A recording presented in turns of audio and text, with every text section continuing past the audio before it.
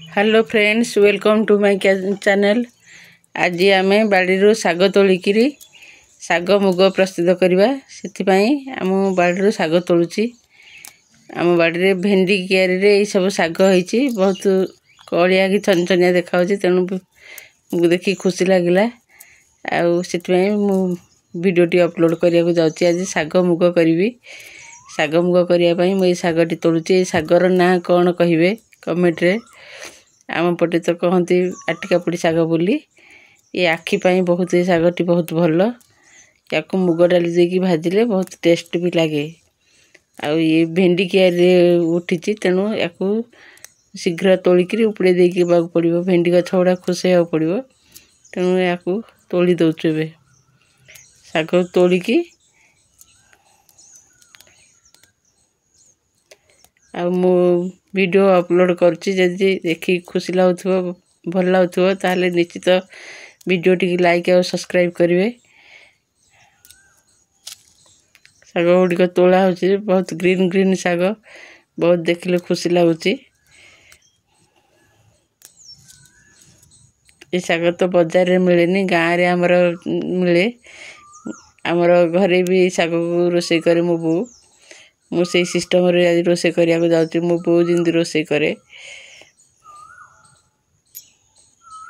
Garden रू साग कि परिवार नहीं किचन रे रोषे कले तार टेस्ट भी अलग ना खुशी भी लगे बहुत मजा लगे। जदि जगह थी ताहले समस्ते किचन गार्डन टे कले भल हम। बाजार रू साग किणिक आनिकी खाऊ तो समस्ते किंतु बगीचार सागर टेस्ट टी अलग आसे। आम ए साग गुड़ा भल बाछीदे कारण वर्षा टी पड़ी आसला पोक फोक थे कौन थे टी भल बाचिकी अधिक पानी रे साग गुड़ा धोइबे। बाली भी लगी सागरे बाली लगिले तार सागर किसी मूल्य नहीं।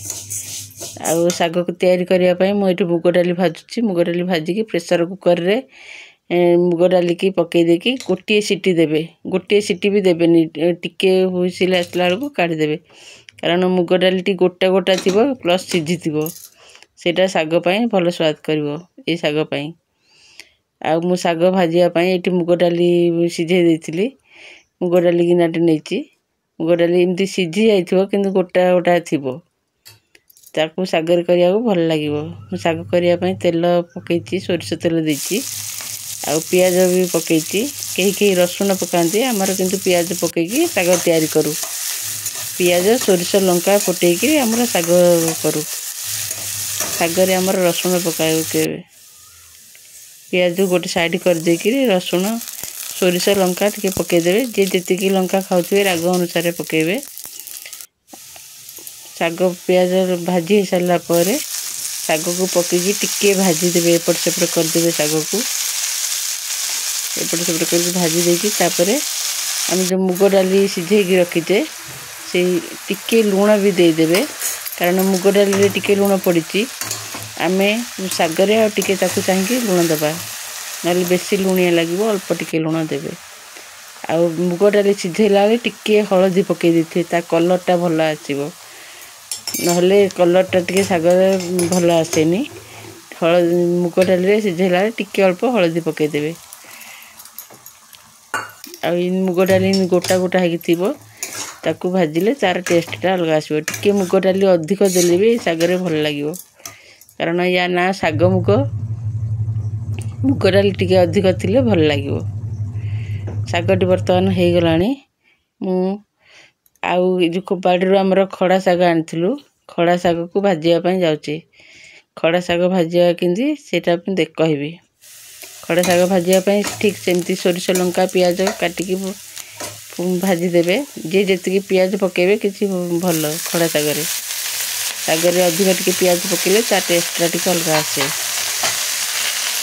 सागर सेमती एका या ओल्टा पलटा करके भाजवा टिके अल्प लुण देवे आ किछि नहीं। साग भजा किसी कष्ट नहीं। जो मैंने नुआ कि रोषे करुए से ये वीडियोटी से मैंने साग किंती भजा हुए कि खरड़ा हुए से शिखापी मुझे वीडियोटी करुच्ची। आ पुराना तो जो मैंने रोषे कर किसी असुविधा नहीं। साग भजाटी हो गलानी। ଶାଗ ଭଜାରେ ଟିକେ ଅଳ୍ପ ଲୁଣ ଦେବେ, ବେଶୀ ଲୁଣ ଦେବେନି କାରଣ ଶାଗରେ ଲୁଣି ଅଂଶ ଥାଏ। ବର୍ତ୍ତମାନ ମୁଁ ଛତୁ ତିଆରି କରିବି। ଛତୁ ଭଜା ପାଇଁ ମୁଁ ମସଲା ଗୋଳେଇକି ଛତୁକୁ ଭାଜି ଦେଇଛି।